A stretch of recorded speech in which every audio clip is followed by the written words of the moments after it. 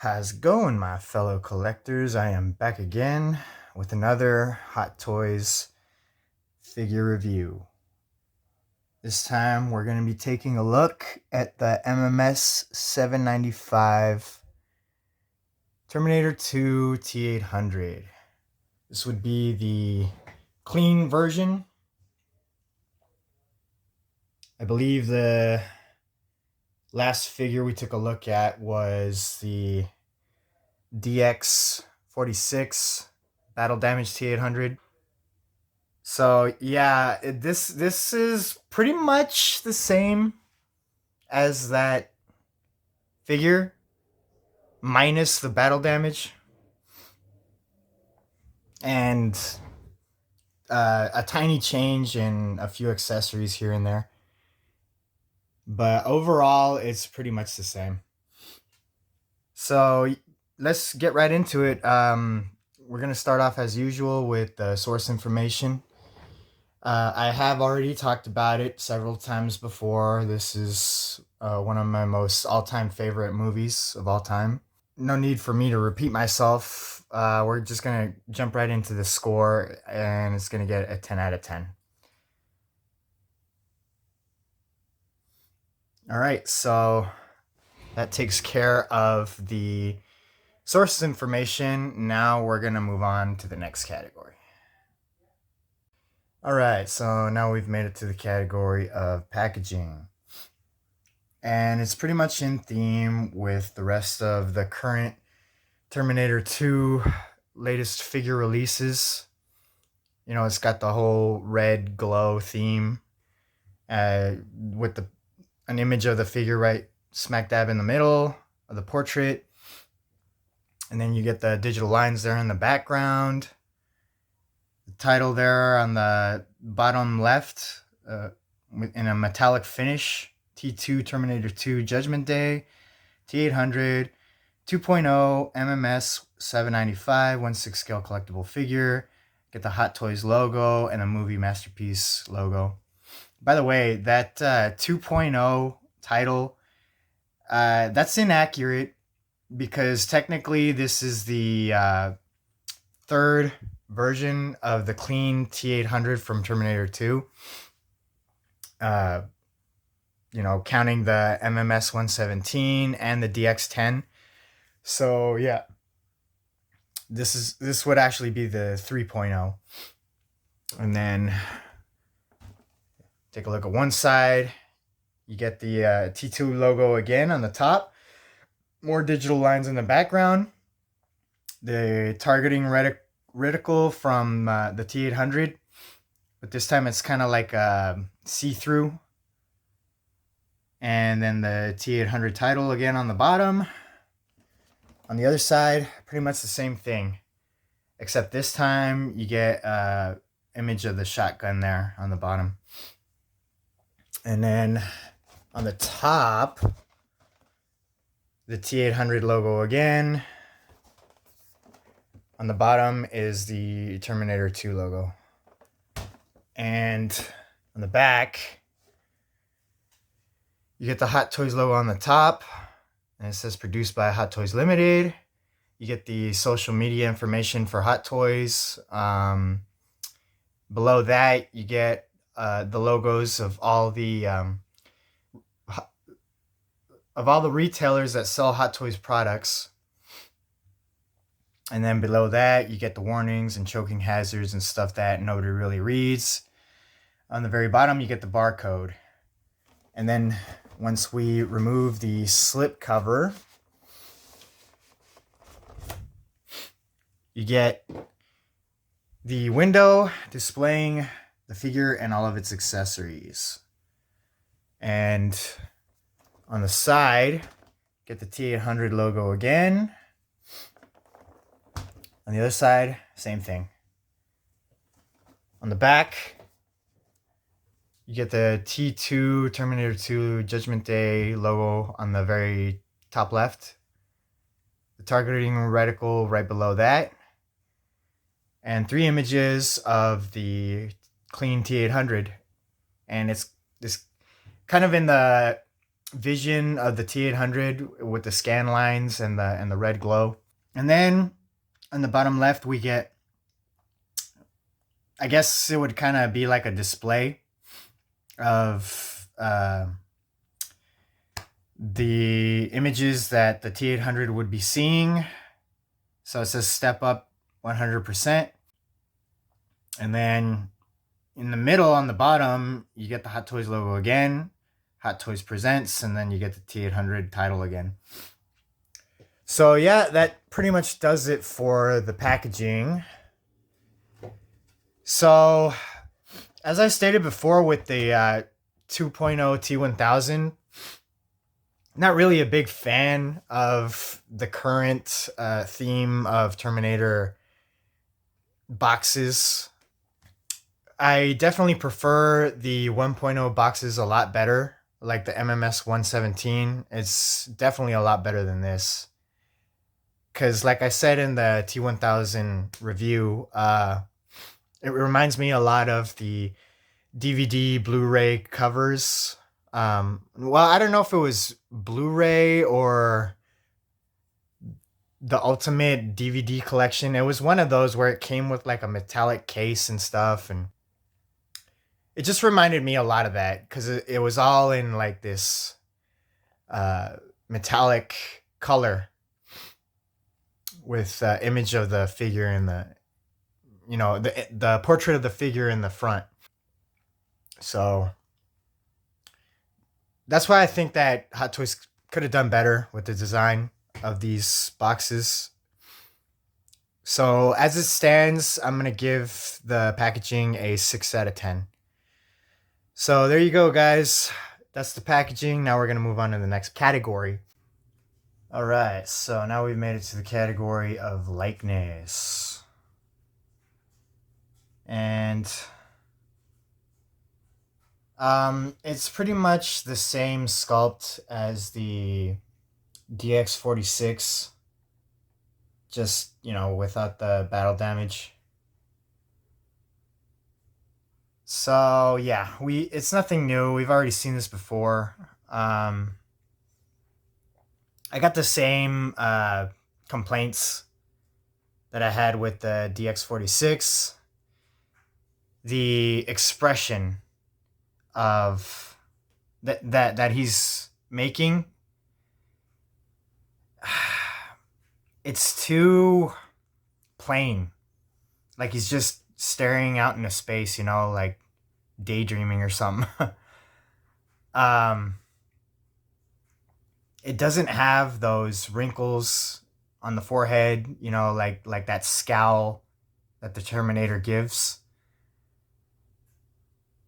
Like, he's a killing machine, like don't mess with him, But yeah, I'm not seeing that here, and don't get me wrong, it still looks like Arnold, but it's just missing that, That's a big part of the character. And just for comparison, here I have him next to the MMS 117. You can see those wrinkles in the forehead from the scowl he gives? That's what this new one is missing.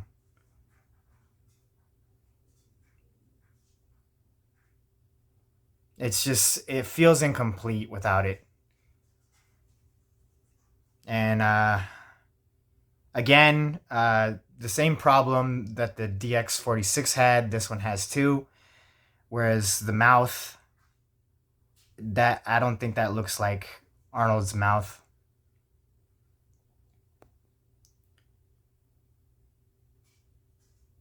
So yeah, I think, again, the MMS 117 got it right with the mouth. So yeah, they messed up right there. Who was it? Yixi or something like that sculpted this. So they kind of dropped the ball there.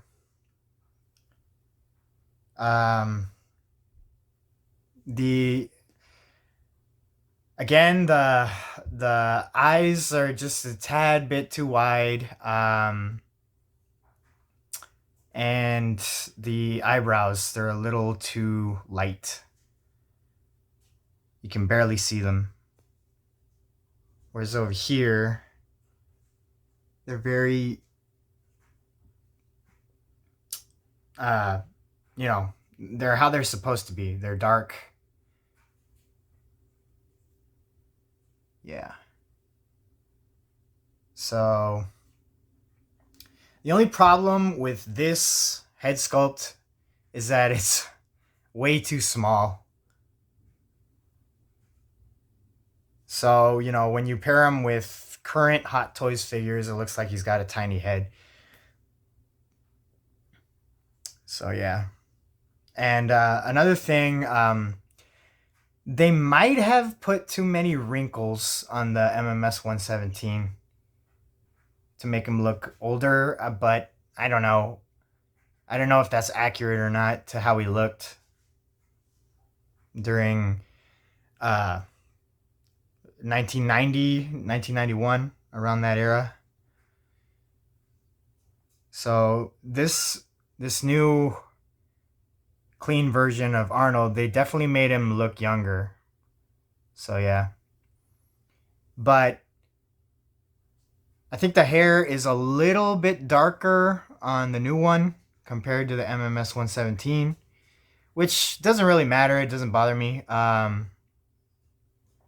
You know, they during the movie they shot in all types of different lighting, so sometimes his hair was lighter, sometimes it was darker. So yeah, that doesn't really bother me. But now I want to show you guys what they look like with the sunglasses. All right, so here it is with the sunglasses on. Definitely a lot more like him, it looks like, with the head sculpt and the sunglasses. Yeah. So if you guys are planning on getting this figure and having them up on display, I'd say the better option is to have them with the sunglasses on.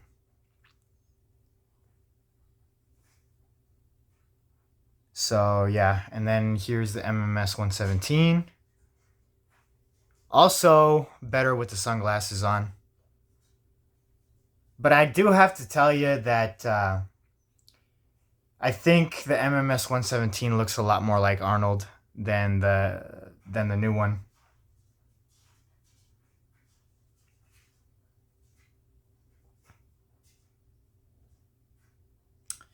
But yeah, that is the likeness.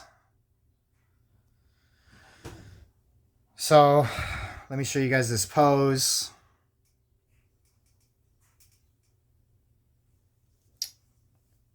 Yeah, it's pretty much the Galleria scene. So yeah, I think I'm gonna have to give the new one a 9 out of 10. You know, that's the same score that I gave the DX46. Because like I said, there hasn't been really much changes other than the battle damage. It's same head sculpt, so. All right, so that does it for the likeness. Now we'll move on to the next category. All right, so now we've made it to the category of outfit. But before we start talking about the outfit, there's something I want to address. Here I have him in comparison to the MMS 117 with the endo arm exposed. And I gotta tell you guys, this new version, the so-called 2.0, really let me down with this, because this kind of has to do with the articulation, which I probably should have addressed in the articulation category. You cannot bend the fingers. They're permanently in this pose. And you can't rotate this section here. You can't rotate the forearm. So yeah, that all sucks. Hot Toys is half-assing it again. We've seen this before with the freaking what's it called? The glued on zippers throughout the whole outfit. Uh, I don't know. I don't know what to say because this is it's getting very tiresome whenever they do things like this. I mean, we're spending a lot of money as collectors with these figures. And for them to just like pull this crap, I mean, look at it in comparison to the MMS 117. How they went the extra mile to give us top quality figures. Like, look, the articulation. Bend the fingers however you want. And that goes for all of them, you know? You can make a fist, just like I had it in. You can rotate the forearm. Let's see if I could do this with one hand without knocking it over. See, there it goes. So yeah, you can rotate it however you want, like that. Put it back how it was. Look at that. That's awesome, you know? And this is what, like 15-year-old figure or something like that? So Hot Toys has no excuse to give us something so crappy like this. And on top of that, the skin texture. Take a look at the arm with the skin on it. What the hell is this? Why isn't it smooth like skin is supposed to be? The same thing with the neck. The DX46 had the same problem with the neck. And the battle damaged arm. It was all rough, you know, the skin. All textury. What the hell is that? How do we go from that? How do we go from the MMS 117? Look how smooth the skin is on here. How do we go from that to this? I don't know. Yeah, there's no excuse for Hot Toys to give us crap like this. But anyway, let's get back to the outfit. So yeah, as you guys saw in the beginning of the review, he was wearing his signature sunglasses, which I don't know if they're Ray-Bans. I forget what kind of sunglasses these are. And he also comes with the signature black shirt that he wears in the first half of the movie. And then he also comes with the gray shirt that he wears in the second half of the movie. And what collectors were saying was that it's really hard to change the t-shirts from the black one to the gray one, or vice versa. And yeah, it's hard, but there's a way to make it simpler. What I did was I took off the boots and I took the pants off completely. And I did it that way. And then, because, you know, it's got the little strap that goes on the crotch and that you're supposed to button up. So that's why you have to take off the pants. But a lot of collectors, they just pull them down like halfway and then put it on that way. But in my opinion, it's harder to do that than to just take the pants off completely along with the boots.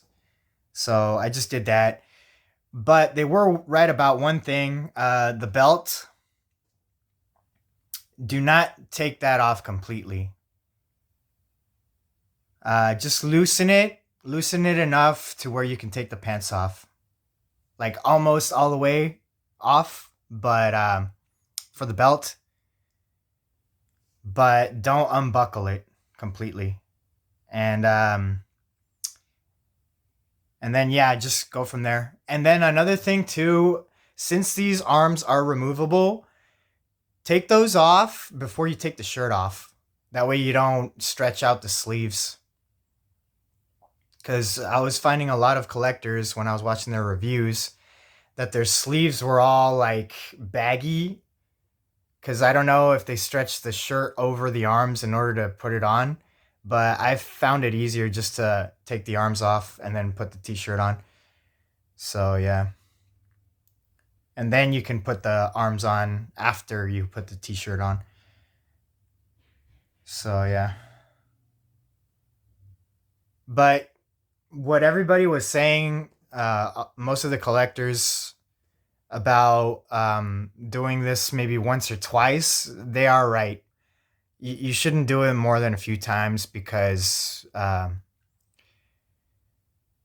you end up damaging the clothing in the long run.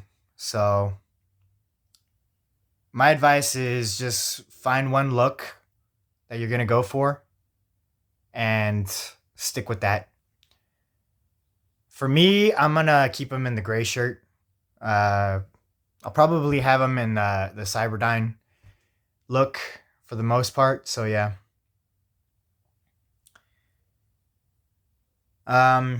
So yeah, like I was saying about the belt, it is 100% pure leather.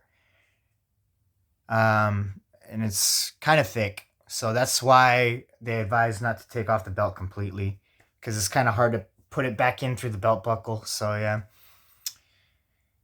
Same goes with the pants, 100% genuine leather. They did the same thing, what they did with the T-1000. They made the Velcro strap to do them up on the back. So again, not very sightly. I prefer the Velcro being in the front, like you have the MMS here, because it does look a lot better. I don't know what they were thinking by doing this. Maybe they thought it would be easier to change out the pants that way, but you sacrifice the look by doing that. So yeah.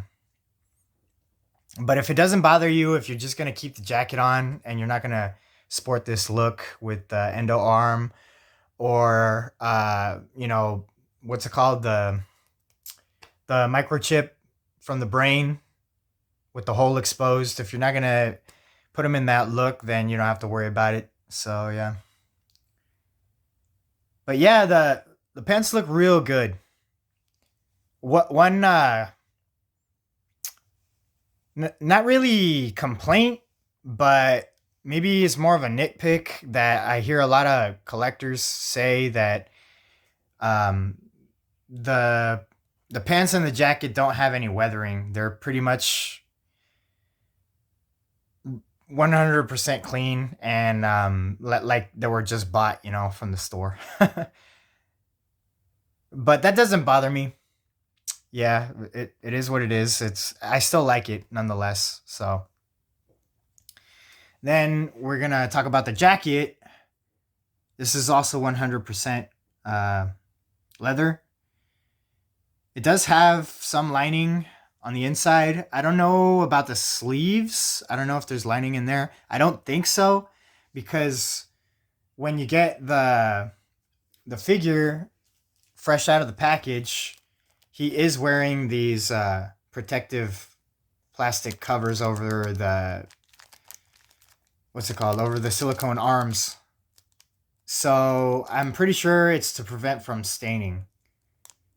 And I've also seen some collectors, when they get their figures brand new, there's stains on the wrists of the hands, like black stains, because of the cuffs of the jacket. They leave black stains. So what they started to do, Hot Toys, is put plastic around the wrists of the hands. That way, there's no paint transfer, which is something that they should have done from the beginning, but I don't know. They dropped the ball there for those collectors. I feel for you guys. I'm sorry if that happened to you. But luckily for me, they're clean. There's no stains on any of the hands. So, but yeah, it's really good. It's a really good jacket. It's just like the DX46 jacket, except it's all clean. It's pristine actually. It's got the same buttons, which are a little bigger than the MMS 117, and and then you got the freaking fake leather or fake zippers that are glued on, which I already expressed my frustration about. So, and then I've seen them fall off on other collectors. So that sucks. And then again, you get the buttons on the back, which I don't know if that's accurate. And I know that he has the two buttons, but you have this strap that goes over the buttons, which I don't think was accurate in the movie. Because I think you could see them plainly, whereas here they're a little covered. Yeah, and then you get the little tassels here for the ties on the sides. So yeah, really nice. And then it even smells like leather, so that's pretty cool. And then same thing with the pants.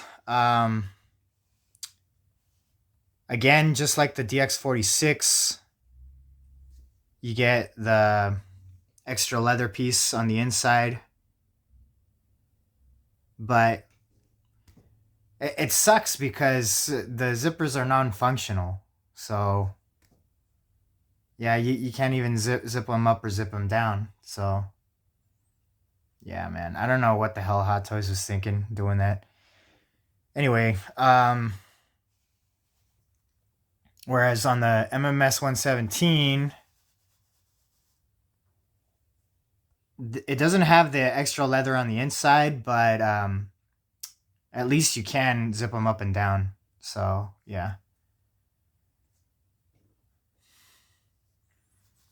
And also, the other difference is the weathering. As you can tell on the ankle cuffs, they're you got some weathering on it. And then I think also there is a little weathering on the pockets, as you can tell. So yeah. I do miss the weathering on this new one, but like I said, it's not a big deal, but I think it would have improved the figure if it was on there. Anyway, I think that does it for the outfit. Not much more to say. Oh, well, I mean, you also get the bandolier and all that, and the bag, but I think that those are more accessories than part of the outfit. So yeah. So I think I'm gonna give it the same score as what I gave the DX46, which was a 9 out of 10. It would have gotten a 10, but again, because of the non-functional zippers, it's not gonna get a 10. So yeah. All right, so that does it for the outfit. Now we're gonna move to the next category. All right, so now we've made it to the category of articulation. And yeah, I think for the most part, it's pretty much the same articulation as the DX46. Yeah, we'll run it down from top to bottom as usual. So the neck, it's connected at the top of the neck, right below the jaw. So you get 360-degree swivel all the way around. Good. It can look up really good, and it can look down really good too. You just got to be careful that the jaw doesn't dig into the neck and damage the rubber there. So yeah. And side to side, really good as well. You can tilt it. So then when we get down to the shoulders, it's got good shoulder shrug. Um, it has the same problem as the DX46 where you can't put the arms all the way to the sides because of the silicone arms. They kind of just jut out a little bit. So yeah, they don't sit really flush to the body if you try. Um, and yeah, and they could do a 360-degree turn all the way around. You just got to be mindful of the leather jacket he's wearing. He can do a T pose with the jacket on, which is good. Um, and he's got double bend elbows. Again, be mindful of the silicone arms. You don't want to have them bent for too long periods of time. But that, you know what, that's not really gonna bother me. I'm just gonna go crazy with the articulation. I mean, if the silicone arms do crack over a period of time, I'm just gonna keep the jacket on anyway. So whatever. Um, and as when we get to the wrists, they're standard Hot Toys wrists, and it's got the wrist pegs and stuff. So I think since it's new, they're a little tight, so I'm having difficulty articulating them. Uh, but with time, they should loosen up. So yeah. When we move on to the abs, the ab crunch is very minimal. I think it's just like the DX46. Well, honestly, I don't think the DX46 had any ab crunch at all. So yeah, because it has the battle damage right on the chest. So I think most of the ab crunch would come from the waist. So yeah. But yeah, I don't think this one has much waist articulation either. It can swivel really good, but other than that, yeah, very minimal. So, oh, I forgot to mention, it does have bicep swivel, so that's good.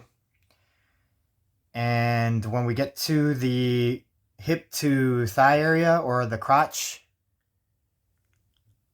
it does have very good. Um, I mean, look how far forward you could kick the legs. So it's practically 90 degrees forward. And I think they're on ratchet joints, if I'm not mistaken. Because I did hear a few clicks. So. And then when we get to the knees, I think they're double bend knees, but they're very hindered by the leather pants. So you got to be very careful. I don't think you can bend them all the way with these pants, honestly. If you try, I'm pretty sure you're gonna damage the pants. Yeah, they might rip. So It does have thigh swivel, which is good. He can spread open his legs, as you can see. That's probably as far as you can get them spread open. He can kick back the same as your average hot toy, not too far backward. And I think that's it for the hips. When we work our way down to the ankles, it's pretty much the same as every Terminator 2 T-800 figure that we've ever gotten. It's got the same boots, different paint job. The weathering I do love. I think these boots are probably the best we've had in any of the T-800 Terminator 2 figures. So they did a really good job with the paint job on that. But as for the articulation, yeah, it's all one solid piece, so there's not much articulation on it. So yeah, I think that's pretty much all the articulation that we have to talk about. So, since it's pretty much the same as the DX46, I'm going to give it a 9 out of 10. Yeah, so because as I've said this a million times before, that he is a Terminator and he's not going to be doing acrobatic extreme poses, so it's good for what it is. And so yeah, I have him posed here in the Harley Fat Boy. If you guys are curious about this bike, check out my review for it. I'll leave a little card on the top right hand corner of the screen right now. Just click on that and you can see the review. It is custom painted, so yeah, it's a ZY Toys Harley Davidson Fat Boy. That's where I got it from, and it comes with. Well, it didn't come with this. I had to get this separately. I think when it was first being sold, like up for pre-order or whatever, it came with two different versions. One was without the saddlebags, and one was with the saddlebags, which you had to pay a little extra for. So yeah, I missed out on that. So I had to get it through eBay, secondhand. But I think the seller sold it to me brand new. At least that's what it looked like. So after I got that, I got the saddlebags separately, and I just put it all together. But I do think that these saddlebags might be pleather. They might be leather. I'm not sure, but it's some kind of material, and you got to take good care of them because since they are made of that material, I use leather protective liquid from time to time, so it'll last me longer.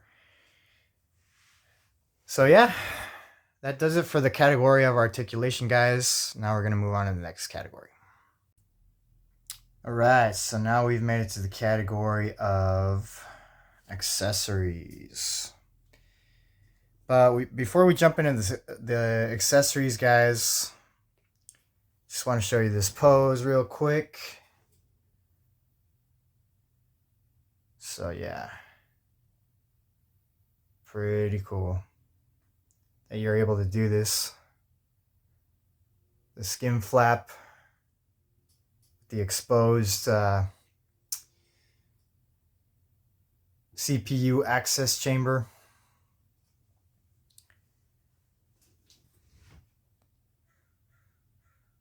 They're doing the resetting of the chip. This was based off of a deleted scene, for those of you that don't know.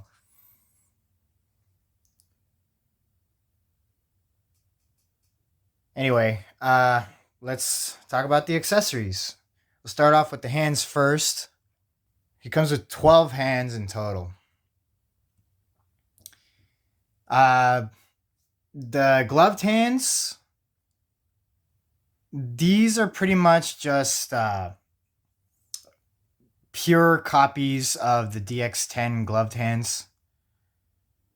Nothing really changed. It's the exact same sculpt. The paint job also looks the same, maybe a little different. I don't really know. I never actually owned the DX10. But anyway, yeah, he comes with a pair of gloved relaxed hands, gloved fists, one gloved right trigger finger hand, and one left gloved hand where he's holding the handlebar of the minigun. So yeah. And then when we come to the bare hands with no gloves, he's got a pair of fists, two trigger finger hands, and one hand where he's cocking his shotgun, right hand, and then another left hand where he's holding the barrel of the shotgun. And I guess we'll move on to the other accessories. He's got two t-shirts, one black and one gray, but we already talked about those, so we'll move on. And then he comes with this cut open, exposed endo arm. I've already expressed my frustrations about this arm, so I'm not going to really get into it again. Okay, and then I guess we'll talk about his wrist pegs. He comes with a spare pair of them, just in case you break the ones that are already on the figure. And he also comes with the tool to move the single eye rolling system. But I don't think you really need it, because the hole underneath his head is pretty much big enough for your finger to fit, so you can move his eyes freely with your finger if you wanted.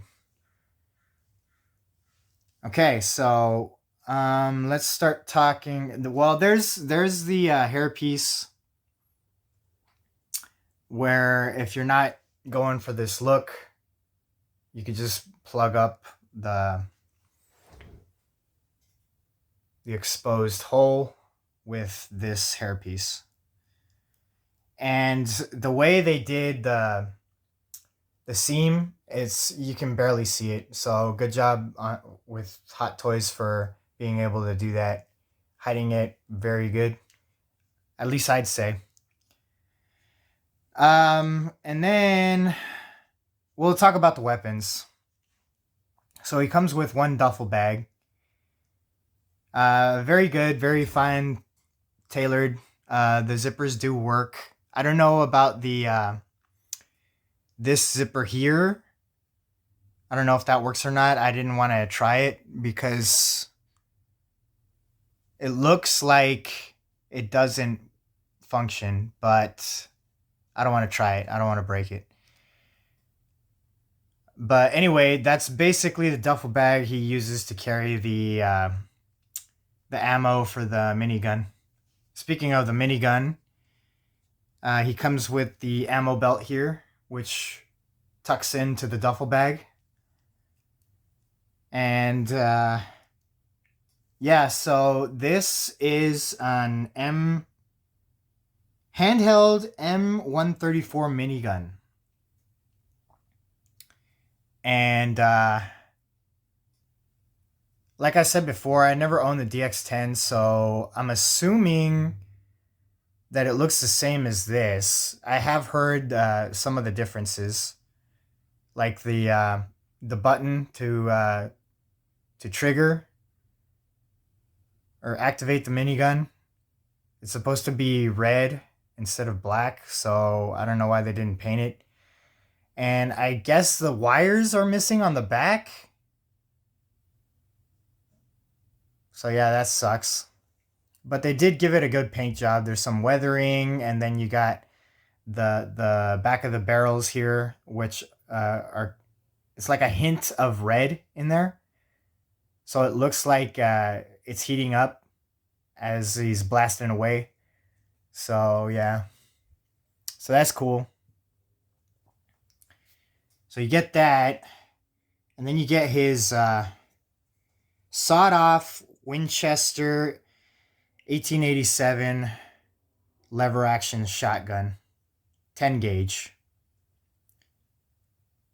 which is even more powerful than a 12 gauge. So yeah, that's cool. And I like the new paint job that they gave it.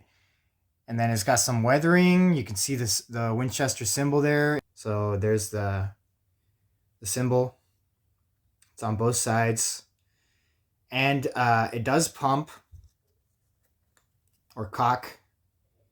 So you can't see the shotgun shell inside, but it's not painted, which is kind of stupid. On the MMS 117 shotgun, they did paint it. It's blue. It's a blue shell inside, because if you guys remember from the movie, he was using blue shells. But anyway, that's the shotgun. And then he comes with his M79 grenade launcher. But this one is not battle damaged like the DX46 one. Again, nice paint job. It looks like actual wood. I'd say it's even more superior than the DX10 grenade launcher with the paint job. The only thing is that it's not textured. I wish it was, because the shotgun on the MMS 117 was textured on the wood grain, also on the handle. So yeah. Anyway, moving on, we get his Colt Series 70 Detonix 1911 hybrid handgun. And it's basically exactly the same as the DX46s. Nothing changed. It's all exactly the same. Same functions with the magazine, the hammer, the slide, everything. It's all the same. So I'm just going to skip right over that. And then you get his bandolier with all of the grenade shells. And those are pretty much the same as the DX46s also. So yeah. And then we get to the stand. A lot of people have been complaining about this stand. It's pretty basic. Yeah, I think they could have done a better job and given us something else.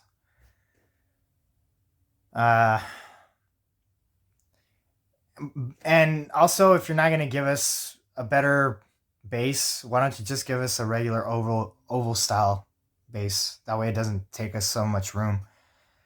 So, I don't know. I think they dropped the ball again with that. But anyway, it's your standard stand that you get with Hot Toys. Crotch grabber, everything. So yeah. Nothing really worth mentioning. And then we have the spare parts for the CPU chamber, the brain chip. So you get the port cover, the shock damping assembly, and the microprocessor CPU unit. Everything can go in the hole except for the chip. So if you look inside, the chip is already in there. It's already plugged in. So you can't plug in this chip. But everything else you can plug in.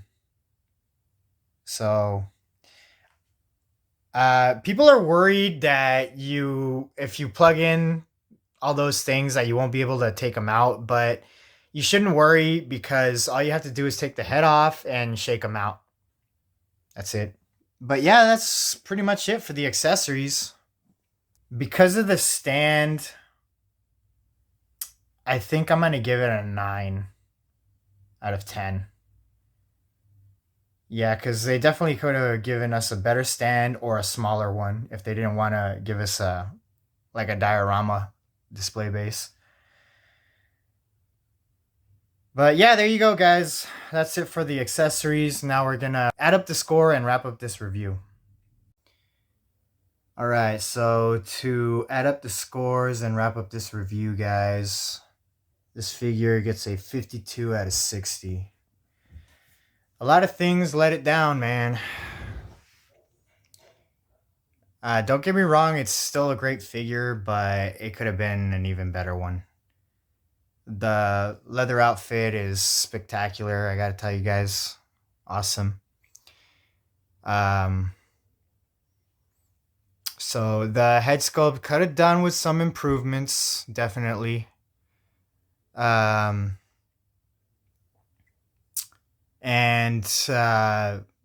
besides the outfit being genuine leather, I still hate the non-functioning zippers. And so that sucks. So yeah. And the way to change out the shirt is a real pain. And also get like the minigun and the grenade launcher. There has to be a better way to do all that, because it's a real struggle, I'm not gonna lie. But anyway, I do have the DX10 bandolier on the figure right now, since the bandolier is mostly pleather, but it's still in good condition. There's no flaking at the moment. So yeah, that's why I decided to use it. I think I prefer it look a little leather than cloth, because the one that this figure comes with is all cloth. So yeah. But yeah, there you go, guys. That's another review done and in the bag. Once again, I want to thank you all for tuning in. If you liked the video, give it a thumbs up. If you haven't subscribed to my channel, consider doing so. But until next time, guys, I shall catch you all later on the tube. All right. Bye, guys.